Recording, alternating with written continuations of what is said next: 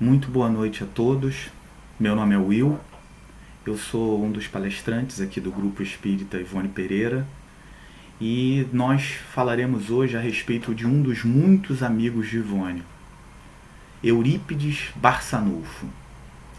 Eurípides Barçanufo, ele se celebrizou como tendo sido um dos maiores divulgadores da doutrina espírita, um grande médium e um ser humano exemplar.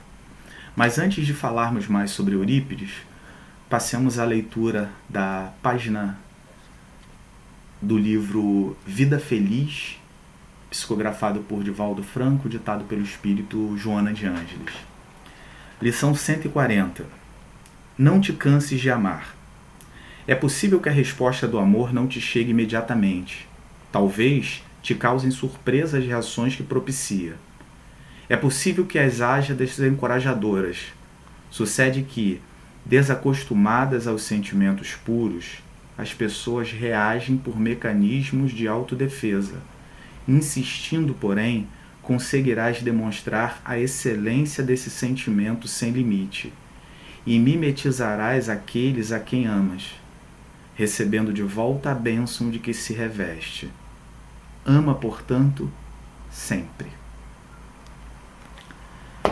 Fechamos nossos olhos e peçamos ao Criador e ao nosso querido mestre e amigo Jesus, a Ivone Pereira, mentora espiritual dessa casa que nos acolhe, ao espírito de Eurípides Barçanufo, homenageado no dia de hoje por nós, aos nossos anjos guardiães e a todos os espíritos benfeitores que nos acompanhem, nos inspirem, nos façam compreender e absorver bem esse exemplo dado pelo espírito de Eurípides Barçanufo enquanto esteve encarnado aqui na Terra. Que consigamos, ao término destes minutos que passaremos juntos, nos sentirmos completamente revigorados, tranquilizados e plenos do amor de Deus. Que assim seja. Bem, Eurípides Barçanufo. Ele que foi conhecido como educador e médium. Eurípides nasceu filho de Hermógenes Ernesto de Araújo, conhecido como seu Mujico, e de Dona Jerônima Pereira de Almeida, conhecida como Dona Meca. Ele, como incansável trabalhador que foi, não poderia ter nascido em outra data senão no 1º de maio.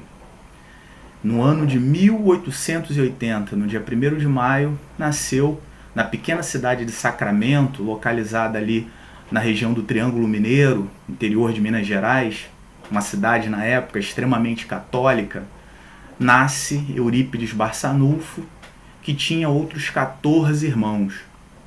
Família bastante numerosa, Eurípides foi o terceiro desses filhos.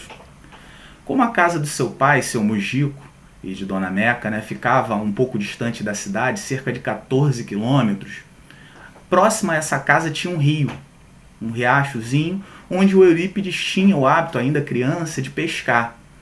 E uma coisa há de muito peculiar nisso, que ele pescava, vendia esses peixes e com o dinheiro dos peixes ele comprava livros para sua própria instrução. Então a gente já começa a perceber que desde muito pequeno Eurípides demonstrava essa inclinação e esse desejo do aprendizado, essa inclinação pela leitura, pelas letras e esse desejo de aprendizado. Seu Mujico, seu pai, ele tinha um armazém e Eurípides, quando se torna um pouquinho mais rapaz, começa a trabalhar nesse armazém como guarda-livros, ou seja, fazendo a contabilidade desse armazém. Eurípides sempre demonstrou um senso de responsabilidade e possuir valores bastante elevados. Até que em um determinado dia, seu Mujico, seu pai, figura muito conhecida na cidade, hospeda em sua casa um médico que iria atender por um tempo naquela região. Como a cidade não possuía médico, a região não possuía médico, então de tempos em tempos médicos acorriam até aquela localidade e passavam um período hospedados na casa de um dos moradores e atendendo a população da cidade. E dessa vez esse médico se hospedaria na casa do seu Mugico, pai de Eurípides. Então Eurípides, à medida que passou a ter esse contato diário com o médico, ele começou a achar bastante interessante os livros de medicina que esse médico possuía e passou a pegá-los emprestados e a lê-los com bastante entusiasmo, lendo todos de maneira bastante apaixonada. Brotava aí, nesse episódio, o encanto de Eurípides Barçanufo pela medicina e o seu desejo de se tornar médico. O tempo passa, ainda muito jovem, Eurípides participa da criação de um grupo de arte dramática. Nesse grupo ele escreve suas próprias obras, ele monta peças clássicas e passa a alcançar uma certa fama na região. O grupo passa a ser reconhecido como uma espécie de polo cultural da região, na cidade de Sacramento e região. Pois eles discutiam, além de encenar essas peças, eles discutiam literatura, filosofia, artes e assim por diante. Ainda tratando desse aspecto cultural da vida de Eurípides Barçanufo, ele, através desse grupo, passa a realizar uma série de saraus, inclusive saraus contando com a família do famoso compositor de música clássica brasileira Carlos Gomes. E nesses saraus predominam, muitas peças musicais. Eurípides, ainda muito jovem, ainda criança, ele ingressa no Colégio Miranda, depois de ter recebido algumas lições, suas primeiras letras, num curso intensivo realizado na escola primária do professor Joaquim Vaz de Melo. E no Colégio Miranda, ele de início já começa a se destacar.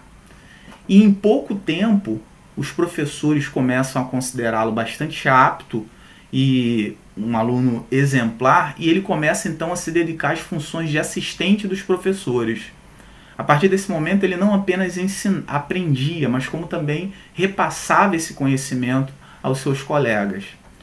Já na fase da adolescência dele, por volta de 1892, Eurípides cria, junto com outros amigos, o Grêmio Dramático Sacramento, e faz dali um novo veículo sociocultural da cidade.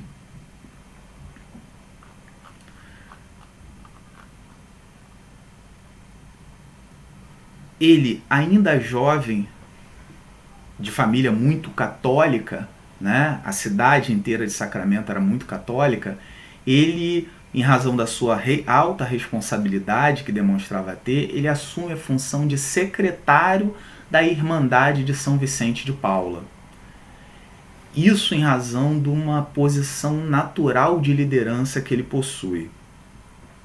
Mas Eurípides, embora tivesse uma vida feliz e fosse querido por muitas pessoas, existiam alguns fatores que o afligiam muito.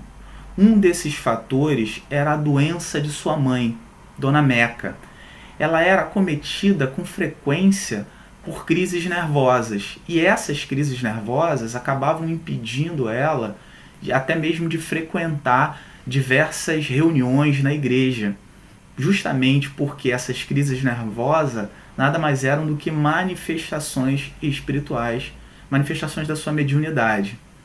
E aí também por esse motivo, além de ter travado conhecimento com aqueles livros de medicina, o Eurípides se interessou pela medicina e influenciado por aquele médico e pelos livros de homeopatia que ele pegava emprestado com um estudioso sobre o assunto que morava na cidade, ele tinha o sonho de futuramente tornar-se médico e assim poder encontrar a cura para a doença de sua mãe.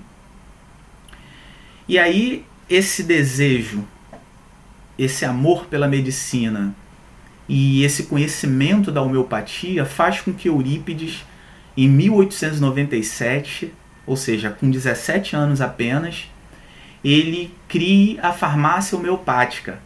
Essa farmácia rapidamente ganha fama na região porque ela distribuía gratuitamente aos necessitados da cidade os medicamentos dos quais eles precisassem.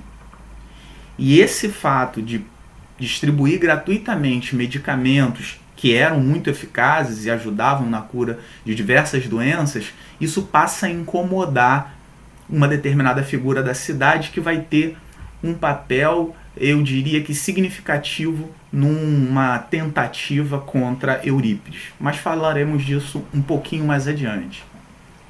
Mas sempre dentro dessa filosofia de auxiliar os mais necessitados, e principalmente sua mãe, Eurípides firma pensamento no sentido de estudar medicina. E, para isso, ele se matricula na Escola de Medicina da Marinha, na cidade do Rio de Janeiro. Com isso, ele teria que se mudar de Sacramento, Minas Gerais, para o Rio de Janeiro para poder levar adiante esse seu projeto de se tornar médico. Só que o sonho dele é desfeito justamente no dia em que ele se preparava para viajar. A mãe dele apresenta uma forte crise e Eurípides percebe que, com esse fato, seu afastamento poderia ser prejudicial à saúde dela.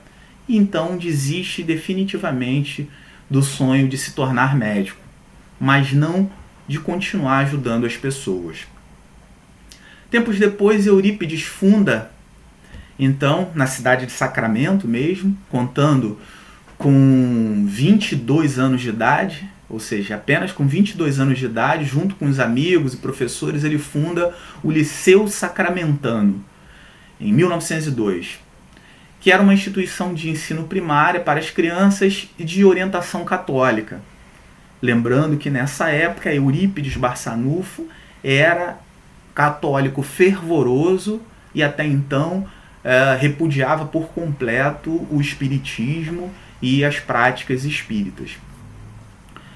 Aos 22 anos de idade, Eurípides então já era diretor do Liceu Sacramento e ele lecionava todas as disciplinas.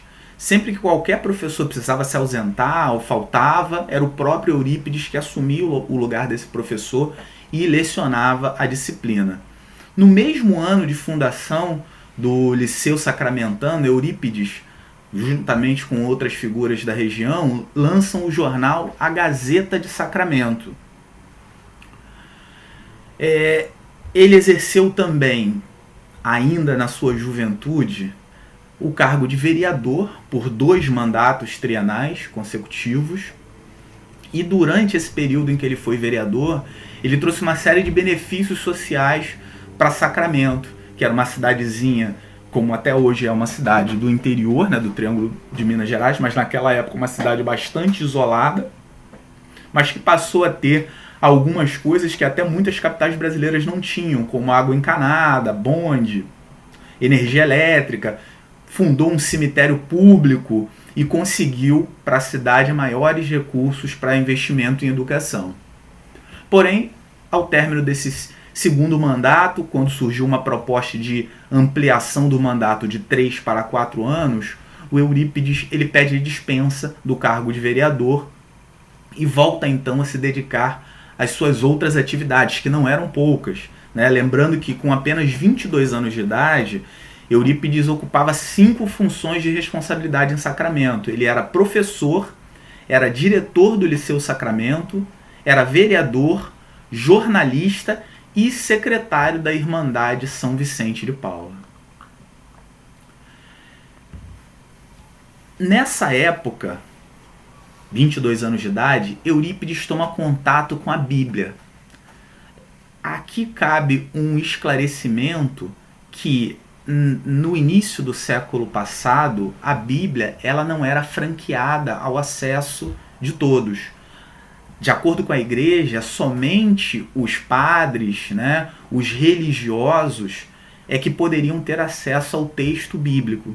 Justamente porque a igreja considerava que as outras pessoas, os leigos, não teriam entendimento suficiente para compreender as narrativas bíblicas. Então a Bíblia, diferentemente do que ocorre hoje, ela não era acessível a toda a população. Mas Eurípides, embora não fosse um sacerdote, mesmo como leigo, em razão da sua proximidade com o pároco da época, da cidade de Sacramento, o padre Augusto Teodoro Maia, ele é presenteado pelo padre com a Bíblia. E aí, ao ler a Bíblia, Eurípides levanta as suas primeiras dúvidas com relação à leitura do Sermão da Montanha.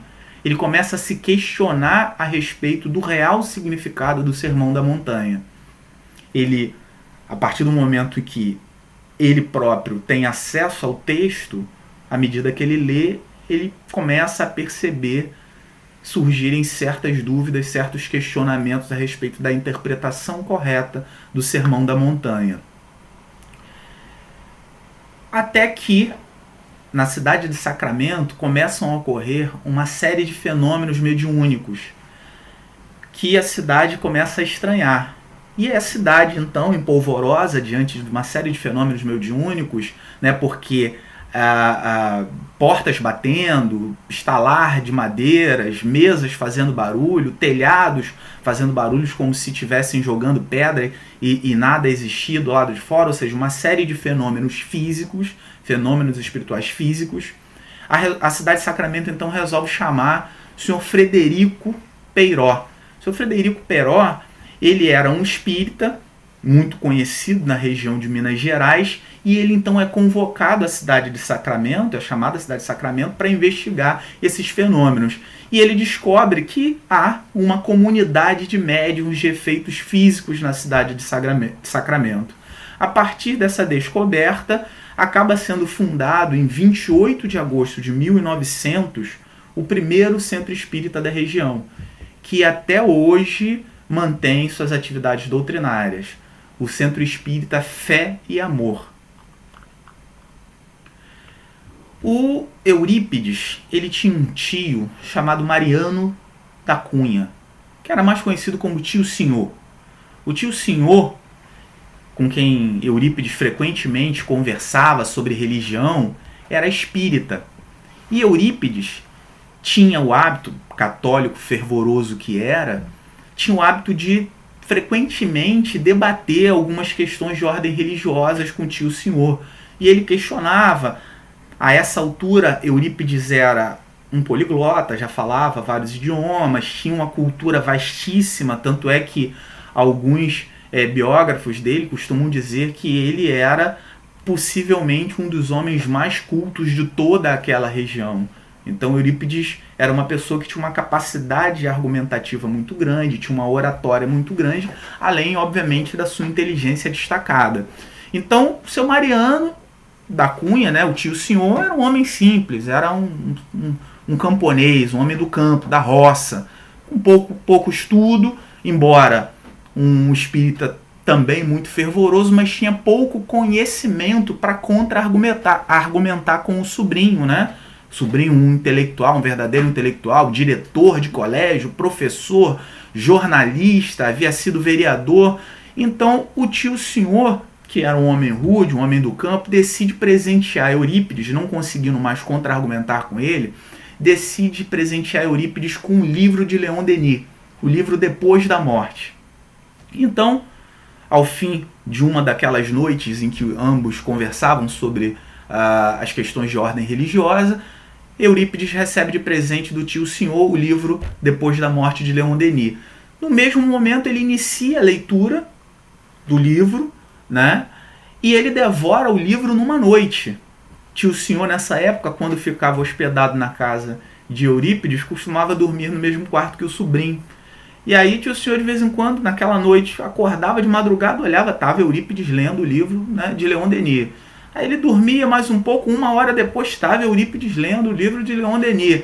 Até que o dia amanhece e Eurípides está ainda lendo o livro de Leon Denis. Ou seja, foi uma paixão avassaladora, né, esse primeiro contato que ele teve com ensinamentos da doutrina espírita. Até que ele termina de ler o livro, né, na virada daquela noite, e no dia seguinte, de manhã, ele já acorda uma outra pessoa. E uma das coisas que mais encantou Eurípides Barçanufo no livro Depois da Morte é o fato de que num dos capítulos Denis aborda as bem-aventuranças, justamente o objeto de questionamento dele a partir do momento em que ele começou a ter acesso à Bíblia. Então, Denis, falando sobre as bem-aventuranças, abordando as bem-aventuranças, explicando as bem-aventuranças à luz da doutrina espírita, isso para Eurípides é uma grata surpresa, né? Tendo esse questionamento dele atendido e respondido. Mas ainda assim ele não, digamos que não abraça o espiritismo de imediato. Ele ainda é um pouco cético e tal, até que numa sexta-feira da Paixão, ele se dirige à Fazenda Santa Maria com um amigo, e lá estava sendo realizado uma reunião espírita. Ele, um ar um pouco de ceticismo, com um tom um pouco investigativo, né? Ele comparece a essa reunião, só que ele chegando lá, ele observa um detalhe, ele fica espantado com um detalhe. A população estava em peso lá, muita gente, né, nesse local, só que haviam duas cadeiras vagas, 2 lugares vazios. E esses lugares estavam justamente aguardando Eurípides Barçanufo e seu amigo. Só que ele não havia dito a ninguém que ele iria lá com o amigo. Então ele já começa a ficar espantado com o fato de ter o lugar reservado para ele, mesmo que ele não tivesse ainda, que ele não tivesse conversado com ninguém, avisado a ninguém que iria. Ele se senta, são iniciados os trabalhos, né? É feita a prece inicial pelo seu Mariano, né? O tio senhor dele, e ao serem abertos os trabalhos mediúnicos, Eurípides mentalmente ele pede uma comprovação, porque ele duvida, né, dessa capacidade dos espíritos de se comunicarem com os encarnados. Então ele pede o seguinte, ele pede uma comprovação. Ele pede a seguinte comprovação, que se é verdade mesmo que os espíritos conseguem se comunicar com os encarnados, ele pede que João Evangelista venha através de Aristides. Aristides era um dos médios, senhor também muito humilde, ele então analfabeto, né? Homem muito simples do campo. Então Eurípides pede que, se é verdade essa possibilidade de comunicação dos espíritos, né, dos mortos com os vivos, que João Evangelista venha através de seu Aristides e explique para todos as bem-aventuranças. E isso é feito. Através de Aristides são explicadas as bem-aventuranças, e justamente através de 3 leis da doutrina espírita, à luz de 3 leis da doutrina espírita: a lei de amor, a lei de reencarnação e a lei de justiça. Eurípides então tem com isso a sua segunda grande surpresa, né, daquele momento, e fica completamente inquieto diante daquela explicação irrefutável de que de fato os espíritos conseguem se comunicar com os encarnados. E aí opera-se efetivamente essa mudança completa na vida de Eurípides Barçanufo. E por meio da mediunidade do seu tio, ele recebe conselhos e orientações do Dr. Bezerra de Menezes. A partir de então, Eurípides decide desligar-se do catolicismo e torna-se espírita. Ele, por ser já uma figura pública na cidade, muito conhecido, muito querido, a cidade, uma cidade católica, início do século passado, né? A gente tem que entender como é que era toda essa realidade social e religiosa no início do século passado. Ele passa a ser muito criticado, é abandonado pelos amigos, ele é obrigado a fechar o Liceu Sacramentano, o colégio que ele havia fundado, porque os pais começam a retirar os filhos, né, do colégio, porque ele resolve ensinar, dentre outras disciplinas, a doutrina espírita. Então alguns pais tentam até convencê-lo através da oferta de dinheiro a retirar do currículo a disciplina, né, doutrina espírita, mas ele obviamente não aceita isso, e aí os pais vão retirando gradativamente os filhos do colégio esse que era de orientação católica, né? O Liceu Sacramentano foi um colégio fundado por Eurípides e amigos durante essa fase em que ele era um católico fervoroso. Então, a partir do momento em que nesse colégio começa a se ensinar a doutrina espírita, os pais resolvem tirar. E ele é considerado até por muitas pessoas como tendo ficado louco, porque afinal de contas um homem bem sucedido, realizado, um homem culto, poliglota, de repente começa a se aproximar e a professar essa doutrina, né? Essa doutrina que na época era considerada por muitos uma doutrina estranha, mística. Então algumas pessoas até chegaram a achar que ele havia ficado louco, né? Mas ele em momento nenhum se deixa abater por toda essa crítica da cidade, em momento nenhum ele perde a fé em Deus e se mantém firme no propósito de servir a todos aqueles necessitados, né, que ali estavam junto a ele.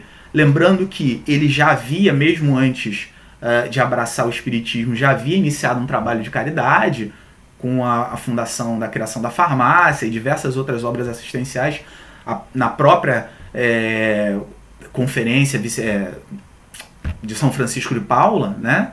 Ele prestava serviços assistenciais à população mais carente da cidade. Então ele decide continuar fazendo isso e logo de cara, logo após essa conversão dele ao Espiritismo, o próprio São Vicente de Paula, perdão, acho que ainda há pouco eu falei São Francisco, se falei, me perdoem, o próprio São Vicente de Paula vem em comunicação mediúnica a ele para lhe orientar, né, que se desligue completamente, né, da Irmandade São Vicente de Paula e convida Eurípides a criar uma outra instituição.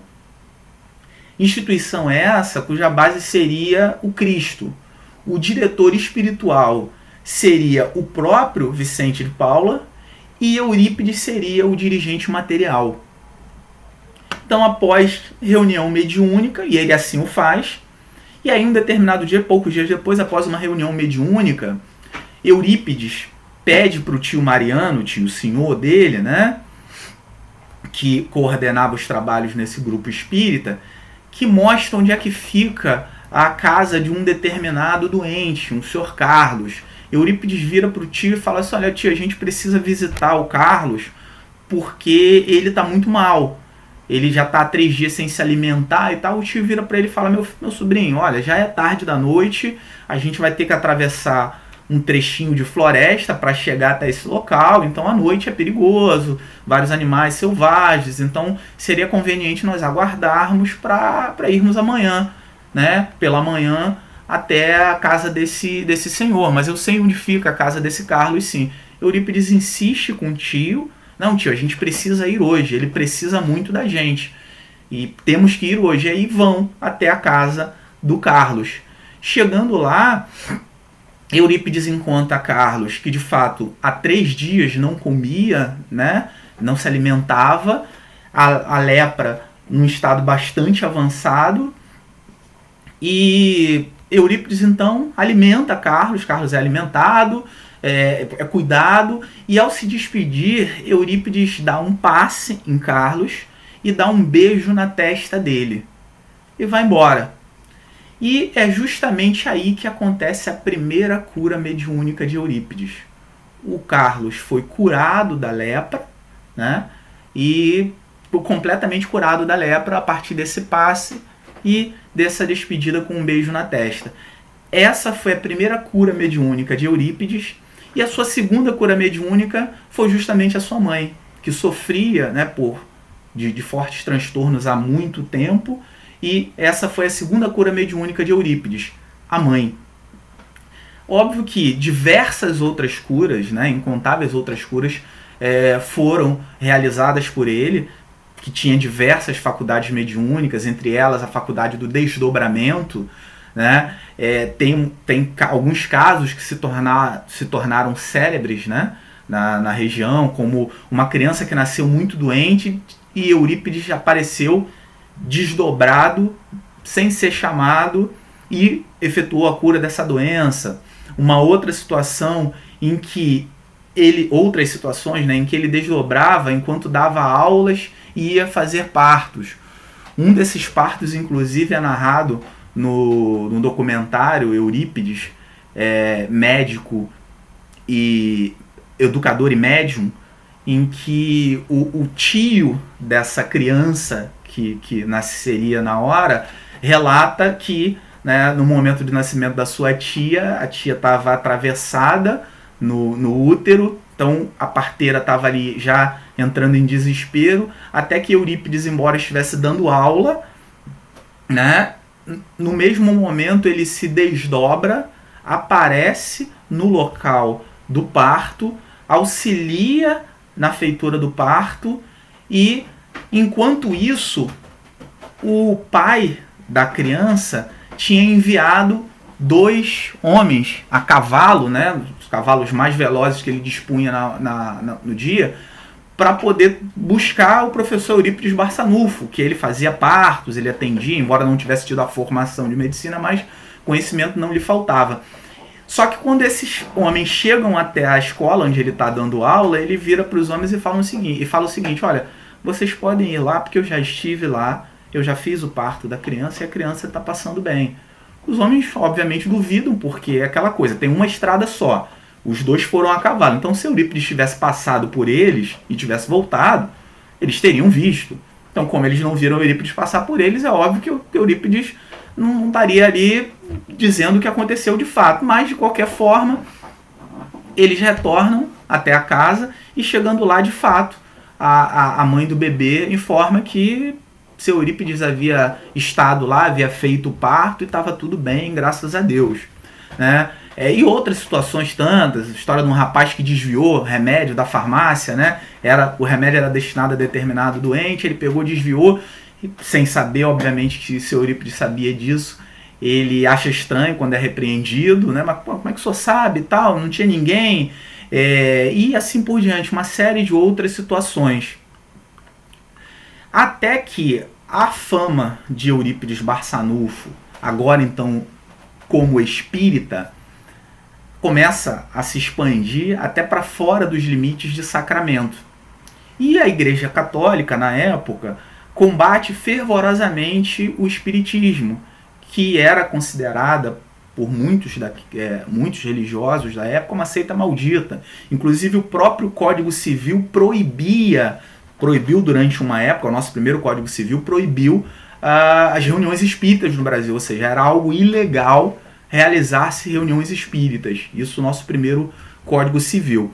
Então um determinado padre é chamado, que tinha fama de ser um excelente pregador, Padre Feliciano, ele é chamado de uma cidade vizinha para proferir diversos sermões na cidade de Sacramento, à medida que o espiritismo estava começando a avançar, né? A prática da doutrina espírita estava começando a avançar entre seus moradores. E esse padre, num dos seus sermões, ele fala um monte de coisas, de fama da doutrina espírita, né? Faz uma série de ofensas e tal, e conta também a biografia de Eurípides que ele assiste a esse sermão na igreja desdobrado. Ele estando em outro local, ele assiste ao sermão do padre, estando desdobrado. Até que esse padre, um determinado dia, chama Eurípides para um debate em praça pública, o que era, até certo ponto, comum na época, quando se pretendia debater grandes ideias. Então, esses debates que hoje em dia nós temos em televisão e etc. e tal, esses debates ocorriam em praça pública. Então, no dia 28 de outubro de 1913, Eurípides, então, trava um debate de maneira muito respeitosa, é claro, em praça pública com esse padre, o padre Feliciano, que era considerado como sendo um dos vigários mais cultos da região, um orador muito conhecido. E nesse debate, Eurípides contra-argumenta todas as acusações que foram feitas pelo padre a respeito do espiritismo, esclarece uma série de dúvidas a respeito do espiritismo, e a superioridade, tanto intelectual como argumentativa, de Eurípides Barçanufo é tanta nesse debate, que foi presenciado por cerca de 2.000 pessoas, em praça pública, em Sacramento. Eles debateram no alto de um coreto, né? E estavam lá os dois, obviamente com mediação, cada um fazia sua argumentação e sua contra-argumentação, cerca de 2.000 pessoas em volta acompanhavam esse debate, e Eurípides sai de lá ovacionado. Então ele sai carregado, literalmente carregado nos braços do povo, né, como tendo sido um grande herói em razão da sua superioridade argumentativa nesse debate em face do padre Feliciano. Isso, como eu disse, ocorreu em 1913. Só que as perseguições a Eurípides elas não cessaram. Um dos muitos casos de cura realizado por ele foi a cura de um determinado coronel, muito famoso na região, que sofria de um mal há muito tempo, já havia sido desenganado pela medicina, havia tentado todo tipo de tratamento, porque recurso financeiro não lhe faltava, e Eurípides então consegue efetuar a cura desse coronel. Só que, graças a essa cura, Eurípides foi processado criminalmente por exercício ilegal da medicina, porque ele não era formado em medicina, embora tivesse amplo conhecimento. E ele realiza a cura através das suas faculdades mediúnicas. Mas, lembrando que alguns minutos atrás eu comentei com vocês sobre a farmácia homeopática que Eurípides fundou, essa farmácia, esse processo ele foi movido, obviamente, por insatisfação do ponto de vista religioso, mas por outros interesses. Por quê? Porque ele foi promovido pelo presidente do Círculo Católico da cidade de Sacramento, que usou o seu cargo de presidente do círculo para defender interesses próprios, porque esse senhor ele era farmacêutico, ele havia se formado na capital, né, numa das maiores faculdades de farmácia da época, numa das mais renomadas faculdades de farmácia da época, havia montado seu estabelecimento a poucos metros de distância da farmácia homeopática de Eurípides Barçanufo, um estabelecimento luxuoso, muito bonito, muito bem preparado. Já a farmácia homeopática de Eurípides, num localzinho simples, modesto, local para atendimento ao público mais necessitado, doava os medicamentos. Então, isso estava afetando, né, o negócio desse outro farmacêutico. Então, ele se utilizou dessa artimanha para tentar atacar Eurípides Barçanufo. Propôs, então, uma ação em face de Eurípides, né? Ele registrou aí o crime, o suposto crime, né, de exercício ilegal da medicina, e o Ministério Público propôs a ação em face de Eurípides Barçanufo, que respondeu a esse processo. Ocorre que a cada pessoa que era chamada para testemunhar sobre o suposto exercício ilegal da medicina, a situação de Eurípides ficava cada vez mais tranquila, porque as pessoas falavam bem, as pessoas, né, não traziam ali nenhuma comprovação de que havia existido a prática da medicina, e sim de faculdades mediúnicas, etc. e tal. Os próprios juízes, né, o juiz, quando recebeu o processo, vários deles se deram por impedidos, ou seja, não poderiam julgar o processo em razão de uma proximidade com o réu. Então isso foi passando de um juiz para outro, até que o processo simplesmente prescreveu. E aí há uma outra peculiaridade também, né, na história de Eurípides Barçanufo, que o povo de Sacramento, para comemorar a prescrição do processo contra Eurípides, fez um enterro simbólico do processo, né? Saiu em cortejo pela cidade para fazer o enterro simbólico daquele processo absolutamente injusto, razão pela qual não prosperou contra Eurípides Barçanufo. E aí Eurípides, totalmente envolvido, né, pelos estudos espíritas, continua a sua obra, né, e ele cria então o culto das 9 horas da manhã. E aplica passes, orava com pessoas, inclusive com pessoas de outras religiões. Então o objetivo dele era o serviço de assistência aos necessitados, independente da religião dessas pessoas.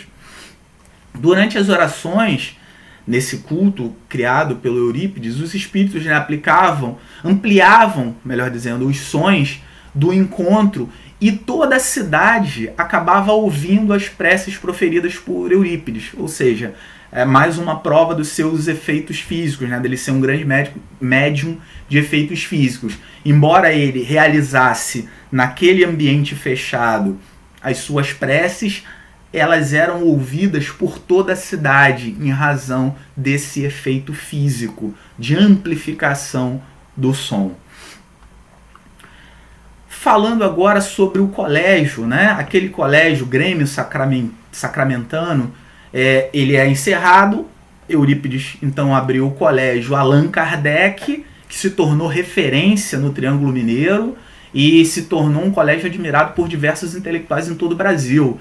Inclusive os intelectuais eles visitavam o colégio no período de provas finais para verem as avaliações dos alunos que realmente tinham um desempenho diferenciado, né? Embora fosse um colégio numa pequena cidade do interior, o grau de conhecimento demonstrado pelos alunos, a qualidade de ensino fez com que o colégio Allan Kardec fosse considerado um dos melhores colégios das Minas Gerais na época e, por que não, um dos melhores do Brasil, em razão da qualidade do seu ensino. Eram ensinadas no colégio diversas disciplinas, né? E tem uma peculiaridade, outra peculiaridade, que é a seguinte: o Eurípides, embora ele não tenha tido acesso à pedagogia de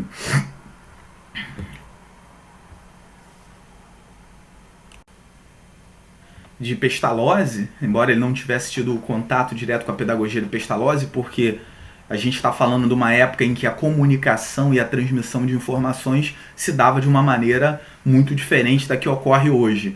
Ele adotou no colégio Allan Kardec justamente essa pedagogia de Pestalozzi. Então, o colégio Allan Kardec, diferente dos demais colégios do Brasil na época, não adotava a metodologia, a pedagogia da punição e recompensa. Ou seja, os colégios na época era muito comum eles usarem a palmatória, né? Os professores davam aula com palmatória na mão. Caso o aluno não soubesse, receberia ali o castigo físico. E com grãos de cereais, né? Aquela coisa de ajoelhar no milho, se não soubesse responder a lição, etc. e tal. Já o colégio Allan Kardec, ele não trabalhava com essa sistemática de castigo, nem tão pouco de recompensa para os alunos. E isso foi um divisor de águas, né? Foi uma quebra de paradigma no ensino aqui no Brasil. E esse colégio começou então a se destacar, e como eu disse, diversos intelectuais de muitas localidades do país vinham até o colégio para conhecer seus métodos de ensino. O colégio lecionava a doutrina espírita, às quartas-feiras tinha ensino da doutrina espírita, ensinava astronomia e uma série de outras ciências que na época não eram objeto de estudo nos colégios regulares. Até que, em 25 de abril de 1918, Eurípides Barçanufo ele entra em estado alterado de consciência e pede à sua secretária, Dona Amélia, que tome nota de tudo que irá acontecer e de tudo que será dito. Surge então seu mentor espiritual, São Vicente de Paulo, que lhe convida a conhecer planos espirituais superiores. São Vicente então vira para Eurípides e diz o seguinte: meu filho, está terminada a sua missão na Terra. Estamos atingindo outra esfera. Então, pouco tempo depois, Eurípides desencarna, no dia 1º de novembro de 1918, na mesma cidade de Sacramento, vítima da gripe espanhola, cuja pandemia assolava o mundo naquela época, né? Entretanto, mesmo no plano espiritual, Eurípides prossegue seu apostolado, né? Como vemos, por exemplo, numa mensagem de Chico Xavier, uma mensagem de Chico de 30 de abril de 1950, quando o próprio Eurípides Barçanufo diz: a nossa marcha continua, e como sempre, irmãos meus, confirmo a promessa de seguir convosco até a suprema vitória espiritual. Então, diversos foram os episódios de espíritos extremamente elevados que tiveram contato, que transmitiram informações diretamente a Eurípides Barçanufo. A própria fundação do Colégio Allan Kardec, como nos conta Cora Novelino no livro Eurípides, O Homem e a Missão, essa fundação foi seguindo ordem de Maria. Maria aparece a Eurípides e diz o seguinte: não feche as portas do colégio, na época o colégio sacramentano. Apague da tabuleta a denominação Liceu Sacramentano, que é um resquício do orgulho humano. Em substituição, coloque o nome Colégio Allan Kardec. Ensine o Evangelho de meu filho às quartas-feiras e institua um curso de astronomia. Acobertarei o colégio Allan Kardec sob o manto do meu amor. Maria, serva do Senhor. Eurípides, ele ficou conhecido, além dos seus grandes feitos humanitários, como um médium diferenciado, como um dos grandes médiuns que tivemos no Brasil. Ele foi médium de inspiração, médium de cura, médium vidente, médium audiente, receitista, psicofônico, psicógrafo, de desdobramento e de bicorporeidade. Então, ao longo de sua última encarnação, como Eurípides Barçanufo, ele realizou uma série de curas e ele recebia, era muito comum o receituário, né, ele encaminhar receitas por cartas. Ele chegou no auge a responder cerca de 500 cartas por dia, com receitas e orientações às pessoas. Esse espírito de Eurípides Barçanufo, brevemente eu vou só citar rapidamente algumas das encarnações anteriores dele. Ele havia sido também Marcos, na época de Cristo, que foi um dos líderes dos essênios, né, uma seita que praticava, né, um padrão de comportamento muito semelhante aos primeiros cristãos, e ele chegou a conhecer o próprio Cristo, né? Ele, em certa ocasião, é relatado no livro Eurípides Barçanufo, A Grande Esperança, o encontro de Eurípides com Cristo. E aí nesse livro o relato é o seguinte: os olhos mansos de Marcos, Eurípides na época, alcançaram o vulto esbelto, abrigado no recesso sombrio, qual lâmpada apagada, propositalmente com o objetivo de não ofuscar o ambiente. O moço essênio estacou por alguns instantes na contemplação do recém-chegado. Depois caiu-lhe aos pés, descaindo a cabeça sobre os pés empoeirados do viajante. E o próprio Jesus, ao se dirigir a ele, Marcos na época, né, diz: Marcos, repousa nos teus ombros fardos de grande envergadura, bem mais delicados que os de todos os teus companheiros reunidos.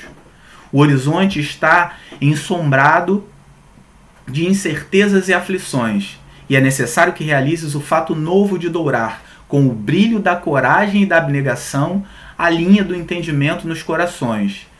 Estás disposto à grande tarefa? Aguardo dos céus a necessária mercê, a fim de garantir-me a iluminação de rota a percorrer, disse Marcos. A gloriosa tarefa deve iniciar-se hoje. Tarefa dada por Jesus a Marcos foi justamente a tarefa de espalhar a boa nova da chegada daquele que se dispuser a amar as criaturas, né, até o sacrifício de viver entre todos nós. Eurípides também teve uma encarnação em que ele foi Rufo, um escravo romano que acabou sendo martirizado por não ter negado a Cristo, né? Rufo viveu por volta do século II e na época dos primeiros cristãos, onde o cristianismo ainda era perseguido no Império Romano, né?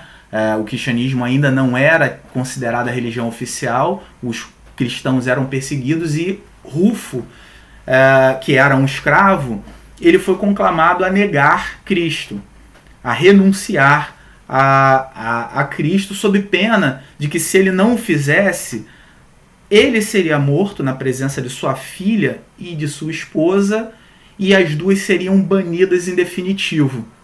E mesmo diante dessa ameaça, ele não negou a Cristo, ele não renunciou ao Cristo. Então é um outro grande exemplo também de dedicação de Eurípides Barçanufo em sua encarnação como Rufo.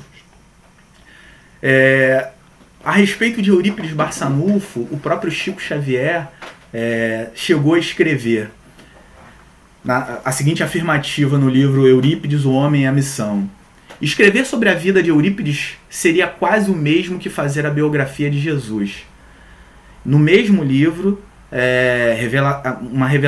temos a revelação de Emmanuel, feita a Chico Xavier, dizendo que nos tempos evangélicos, Eurípides havia sido educado por Inácio, pupilo de João, o evangelista, e se tornara grande propagador da Boa Nova. ele ainda, enquanto adolescente, nesses tempos, ele, em determinado momento, chegou a ter contato com João e foi igualmente martirizado em nome de Cristo. Tempos depois, Eurípides encarnou em 1741 como um intelectual e pastor protestante na Suíça, chamado Johann Caspar Lavater. Esse pastor, ele foi contemporâneo de Pestalozzi, justamente por isso, né, por ter sido esse pastor contemporâneo de Pestalozzi, Eurípides pôde, né, tempos depois, implementar no Colégio Allan Kardec a metodologia, né, a pedagogia de Pestalozzi, mesmo sem ter tido, naquela encarnação de Eurípides, conhecimento direto dessa teoria, justamente porque ele foi esse pastor, né, o Lavater, que foi amigo e, de certa forma, até protetor de Pestalozzi, e eles foram amigos até a morte de Lavater, que ocorreu em 1801, portanto antes do nascimento de Kardec. E essa amizade desde a juventude entre Pestalozzi e Lavater fez com que boa parte dos ensinos do próprio Pestalozzi tivesse sofrido a influência de Lavater e Eurípides Barçanufo, né? E essa amizade, como eu disse antes, durou até 1801. Ocorre que em determinada época, Lavater ele acabou sendo considerado por muitos, inclusive pelo próprio Kardec, como uma espécie de precursor também das ideias espíritas. Isso por quê? Porque Lavater, no início do século XIX, ele trocou uma série de cartas com a imperatriz Maria da Rússia. E nessas cartas, né, Kardec chega até a afirmar que com a leitura dessas cartas ele ficou bastante impressionado com as ideias filosóficas eminentemente espíritas, que encerram sobre as relações que existem entre o mundo invisível e o mundo visível, a mediunidade intuitiva e a influência dos fluidos que produzem. Ou seja, o próprio Kardec, ao tomar conhecimento dessas cartas de Lavater para a imperatriz Maria da Rússia, percebe ali, nesses ensinos de Lavater, já o embrião dos ensinamentos que posteriormente comporiam a doutrina espírita.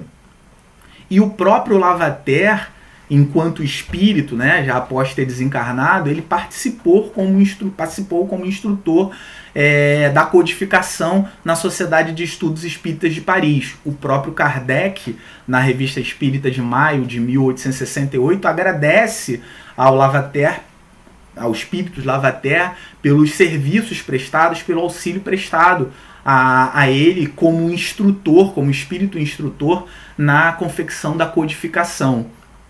Então, vemos aí o Eurípides, em outra encarnação, participando também ativamente da própria confecção da codificação espírita.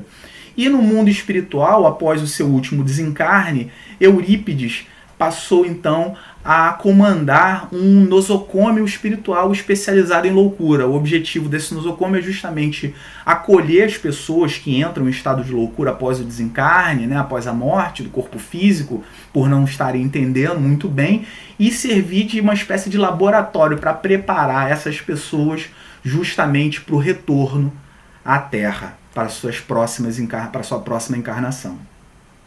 Então, com isso, eu me despeço agradecendo a vocês a paciência, enfim, a companhia ao longo desses minutos, e cito aqui uma frase do Eurípides Barçanufo, que diz o seguinte: o amor é tudo que temos, o único caminho pelo qual um pode ajudar o outro.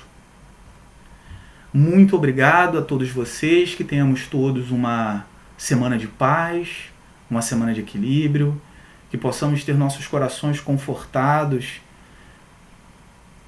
pelas boas energias que vêm do alto, que nossos anjos guardiães possam permanentemente estar junto a nós, que Ivone Pereira, mentora espiritual dessa casa, que também nos acolhe, essa casa de amor, possa interceder permanentemente por nós, nos orientando, nos auxiliando, que os bons espíritos permaneçam junto a nós. Que assim seja.